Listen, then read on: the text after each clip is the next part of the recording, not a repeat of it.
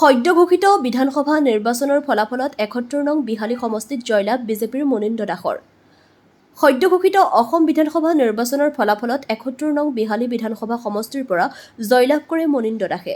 শোণিতপুৰ লোকসভা সংসদীয় সমষ্টিৰ ৯টা বিধানসভা সমষ্টিৰ ভিতৰত সবাতোতকৈ অধিক ভোটৰ ব্যৱধানত জয়লাভ কৰি আনন্দিত হোৱাৰ লগতে সমষ্টিবাসী ৰাইজক কৃতজ্ঞতা জনায়। সাধাৰণ ঘৰৰ পৰা তৃণমূল পৰ্যায়ৰ এগৰাকী কৰ্মীক দলীয় টিকট প্ৰদানৰ বাবে দলৰ নেতৃত্বক ধন্যবাদ জনায়। বিহালী সমষ্টিত অনাগত দিনত বাকী থকা বিভিন্ন সমস্যা সমাধানৰ বাবে পদক্ষেপ গ্ৰহণ কৰিব বুলি মন্তব্য নৱনিৰ্বাচিত বিধায়ক মনীন্দ্ৰ দাসৰ। গহপুৰৰ পৰা অৰূপ ভূঞাৰ ৰিপৰ্ট, AIN লাইভ।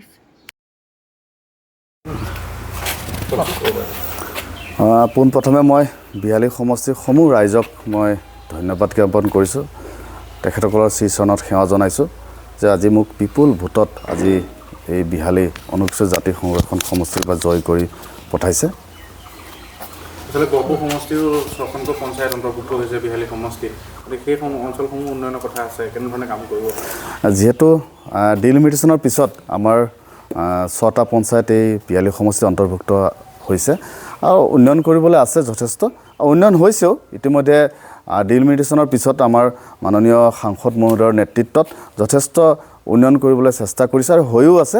আৰু মই যিহেতু সেই সমষ্টিৰ পৰা বহুত মৰম আশীৰ্বাদ আৰু ডক্টৰ হিমন্ত বিশ্ব শৰ্মা দেৱক বহুত বিপুল ভোটত তেওঁ ভাৰতীয় জনতা পাৰ্টীৰ পক্ষত ভোট প্ৰদান কৰিছে। গতিকে ডক্টৰ হিমন্ত বিশ্ব শৰ্মাৰ নেতৃত্বত সেই সমষ্টিখিনিও উন্নয়ন হ'ব।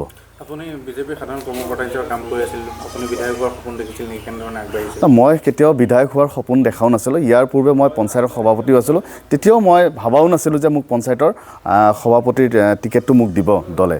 আৰু এইবাৰো মই ভবা নাছিলোঁ যে দলে মোক এই প্ৰাৰ্থিত্ব মোক দিব বুলি।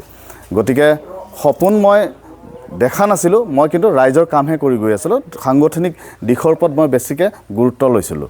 সেই ফলত মই আজি দলে মোক টিকেট দিছে বুলি মই অনুভৱ কৰিছোঁ। মুখ্যমন্ত্ৰীগৰাকীয়েও কয় যে আমাৰ ৰজা মহাৰজা জাপিতে দিব নালাগে। হয়, এইটো সেয়ে কথা যে আজি ৰজাৰ ল'ৰাই যে ৰজা হ'ব সেইটো অন্য ব্যক্তিসকলে কয়, কিন্তু আমাৰ ভাৰতীয় জনতা পাৰ্টীৰ দলত মন্ত্ৰীৰ ল'ৰাই বিধায়ক হ'ব বা বিধায়কৰ ল'ৰাই বিধায়ক হ'ব, তেওঁলোকৰ পৰিয়ালৰ ব্যক্তিয়ে যে ৰজা হ'ব সেইটো আমাৰ ভাৰতীয় জনতা পাৰ্টীত সেই নীতি নাই।